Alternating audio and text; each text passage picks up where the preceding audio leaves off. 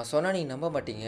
இந்த ஒரு டைரி இந்த 11 பேத்த இப்படி பண்ண வச்சுச்சு. ஜூலை 1, 2018 புரரில் இருக்கிற இந்த டிஸ்ட்ரிக்ட்ல இந்த வீட்ல எப்படி இருக்குன்னு பார்த்தீங்கன்னா, கீழ வருஷம் வந்து கடை, மேல வந்து வீடு. இந்த ஃபேமிலி வந்து செலவு ஜாமா கடை வச்சிருந்தாங்க. காலைல 8 மணி ஆயும் அந்த கடை தொறக்கவே இல்ல. எல்லாரும் என்னடா ஆச்சுன்னு சொல்லிட்டு அந்த வீட்ல போய் பார்க்கும்போது, அன்னைக்கு யாருமே நினைச்சு பார்க்க முடியாத அளவுக்கு அந்த விஷயம் அந்த வீட்ல இருந்துச்சு. கதவு திறந்து பார்க்குறாங்க. 11 பேரும் தூக்குல தொங்கியிருந்தாங்க.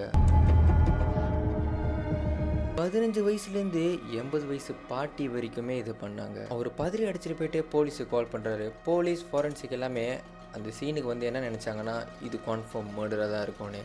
பிகாஸ் 11 பேரும் ஈவன் வயசான பாட்டிங்க இந்த மாதிரி பண்ணணுன்னு தான் இருந்தாங்க. அப்படியே அவங்க செக் பண்ணி பார்க்கும்போது தான் அந்த வீட்டுக்கு முன்னுக்கு சிசிடிவி இருந்துச்சு. பட் வெயிட் இதை நான் எங்கேயும் ஒன்று மிஸ் பண்ணிட்டேன். போலீஸ் அந்த மெயின் டோர் வழியாக போகும்போது அந்த மேலே இருக்கிற கம்பியை பார்த்தீங்கன்னா 11 அண்ட் தென் அந்த வீட்டுக்கு சைடில் 11 பைப்ஸ் இருந்துச்சு.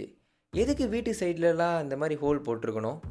ஈவன் அது பாத்ரூம் கூட கிடையாது. சரின்னு சொல்லிட்டு போலீஸ் அந்த வீட்டுக்குள்ளே போயிட்டு செக் பண்ணி பார்க்கும்போது ஈவன் பாத்ரூம் பெட்ரூமில் வென்டிலேட்டர்ஸ் இருக்கும்ல, அதுவும் 11. அப்புறம் எங்கே அவங்க தூக்கு போட்டிருந்தாங்களோ அந்த கம்பியும் 11. என்னடா மேலே சத்தம் கேட்குதுன்னு சொல்லிட்டு பெல்கனியில் போய் பார்க்கும்போது அங்கே அவங்க நாயை கட்டி போட்டிருந்தாங்க.